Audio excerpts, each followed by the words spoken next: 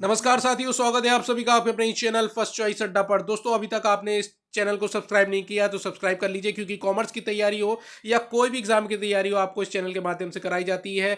दोस्तों, ये हमारा 11th पार्ट है 10,000 एमसीक्यू सीरीज का। आज का हमारा सामने प्रश्न आ गया है आपकी स्क्रीन पर, एक ऐसा प्रॉफिट का हिस्सा जो कि निकाल कर साइड में रख दिया जाता है आने वाली कंटिजेंसीज के लिए, यानी आने वाली अनहोनी के लिए एक तरीके से। तो हो भी सकती है, नहीं भी हो सकती है। ऐसे में ये जो रिजर्व होता है ये हमारा काम आता है। तो रिजर्व एक तरीके से पार्ट है प्रॉफिट का। नेक्स्ट क्वेश्चन है आपके सामने, verification of assets involves a critical examination of. देखिए, जब भी आप वेरिफिकेशन करते हैं एसेट्स का तो उसमें कुछ चीज़ें इन्वॉल्व होती हैं, जैसे एग्जामिन करते हैं आप ओनरशिप को और एग्जामिन करते हैं उसके एग्जिस्टेंस को। तो ऑप्शन नंबर सी इसमें बिल्कुल सही है। नेक्स्ट क्वेश्चन है, ऐसे फिक्स्ड एसेट्स जो कि ना तो देखे जा सकते हैं, ना तो महसूस कर सकते हैं, ना आप छू सकते हैं। तो ऐसे एसेट्स इंटेंजिबल एसेट्स कहलाते हैं, जैसे कि पेटेंट्स है, ट्रेडमार्क्स है, गुडविल है। तो ये सारे इंटेंजिबल एसेट्स की कैटेगरी में आते हैं। नेक्स्ट है, section 139 subsection 6 of the companies act 2013 provide करता है पहला ऑडिटर कंपनी का जो अपॉइंट किया जाएगा वो किसके द्वारा किया जाएगा। तो दोस्तों, ये कहता है section, board of directors appoint करते हैं पहला ऑडिटर। कंपनी का पहला auditor board of directors appoint करेंगे। तो ये ऑप्शन सही है।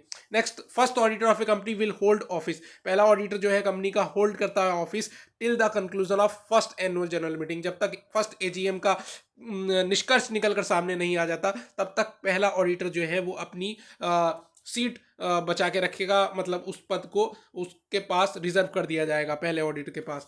नेक्स्ट है, if no auditors are appoint, कोई ऑडिटर आप अपॉइंट ही नहीं कर पा रहे हैं या फिर रीअपॉइंट करना चाह रहे हैं एनुअल जनरल मीटिंग में, तो कौन इस वैकेंसी को भरने का काम करता है? तो सेंट्रल गवर्नमेंट। नेक्स्ट है, the auditor appointed in the casual vacancy holds office till the conclusion of the next. तो जब क्या होता है दोस्तों, ऑडिटर अपॉइंट किया जाता है कैजुअल वैकेंसी में, वो ऑफिस होल्ड करके रखता है नेक्स्ट एजीएम तक। ये पीछे भी आया था प्रश्न। नेक्स्ट है, in case the board of director fails to appoint the first auditor. पहला ऑडिटर फेल्स, आप जो है अपॉइंट नहीं कर पाए, बोर्ड ऑफ डायरेक्टर्स अपॉइंट नहीं कर पा रहे हैं पहला ऑडिटर विद इन 1 मंथ, यानी बिजनेस इनकॉर्पोरेट हो चुका है और 1 महीने के अंदर अंदर वो ऐसा नहीं कर पा रहे हैं या नहीं कर पाए, तो जो कंपनी इन जनरल मीटिंग, यानी जो जनरल मीटिंग होती है उसमें उसका पहला ऑडिटर अपॉइंट किया जाता है। नेक्स्ट है, an auditor in a casual vacancy is appointed by the board of directors ही जनरली अपॉइंट करते हैं। नेक्स्ट है, example of casual vacancy are vacancy arising due to.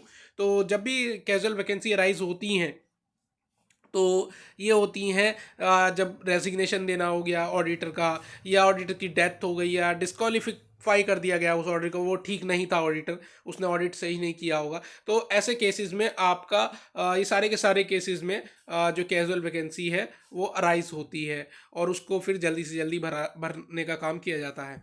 Next है, if an auditor is not appointed at AGM, AGM में appoint ही नहीं कर पाया आप कोई ऑडिटर, ऑडिटर को अपॉइंट नहीं किया गया एजीएम में, तो अपॉइंट कौन करेगी? सेंट्रल गवर्नमेंट अपॉइंट करेगी। पीछे भी आए हैं इसी तरीके के प्रश्न हैं, तो हम देख सकते हैं। अब vacancy caused by resignation of the auditor. तो वैकेंसी, अब देखिए पीछे आया था सवाल कि भाई रेजिग्नेशन हो गया ऑडिटर का, अब बताओ अब क्या करना है। तो एजीएम जो होगी at the general meeting of the share holders की जो जनरल मीटिंग होगी उसमें डिसाइड किया जाएगा कि कौन ऑडिटर होगा। अब the auditor of company shall have the right of access at all times to the books, accounts, vouchers company के। तो वेदर केप्ट एट द, कहीं भी हो दुनिया जहान में, कहीं भी हो, उसने कह दिया कि ला के रखो मेरे सामने, ये वाउचर मुझे चाहिए हर हालत में, ये बुक्स मुझे चाहिए, ये अकाउंट्स मुझे चाहिए हर हालत में, तो वो और किसी भी समय मांग सकता है।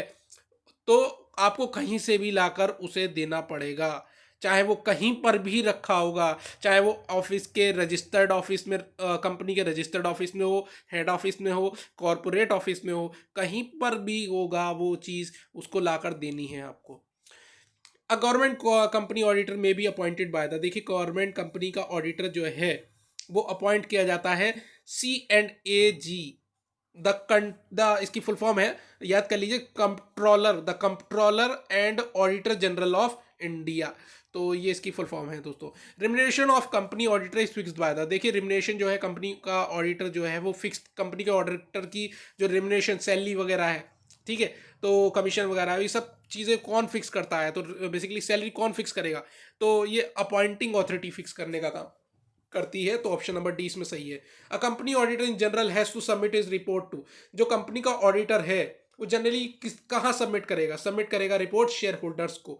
तो ऑप्शन नंबर ए बिल्कुल सही है, कंपनी का ऑडिटर जनरली कहाँ सबमिट करेगा अपनी रिपोर्ट, शेयर होल्डर्स को सबमिट करने का काम करेगा। उस वो काम ही शेयर होल्डर्स के लिए करता है, वो बोर्ड ऑफ डायरेक्टर्स के लिए काम नहीं कर रहा, वो मैनेजमेंट के लिए काम नहीं कर रहा, वो काम कर रहा है शेयर होल्डर्स के लिए, उनको सही बैलेंस शीट प्रोवाइड करने का काम कर रहा है। तो share premium account should be shown in the balance sheet under reserve and surplus में दिखाया जाता है। तो शेयर प्रीमियम अकाउंट आपका दिखाएंगे reserve and surplus, balance sheet बनकर तैयार होती है तो उसमें हर हेडिंग के अंदर ठीक चीज आनी चाहिए। तो share premium account reserve and surplus वाली हेडिंग में आएगा। अमाउंट ऑफ शेयर प्रीमियम में बी यूटिलाइज फॉर, दो शेयर प्रीमियम वाला जो अमाउंट है वो आप किस लिए यूटिलाइज कर सकते हैं, आप प्रिलिमिनरी खर्चे जो हैं उसको राइट ऑफ करने का काम कर सकते हैं। Is the medium through which an auditor expresses his opinion on the financial statements, तो ऑडिटर रिपोर्ट, तो ऑडिटर रिपोर्ट एक तरीके से ऐसा मीडियम है जिसके जरिए आप ऑडिटर एक्सप्रेस करता है अपने विचार फाइनेंशियल स्टेटमेंट्स पर। तो ऑडिटर रिपोर्ट में वो लिखेगा कि वो क्या सोचता है।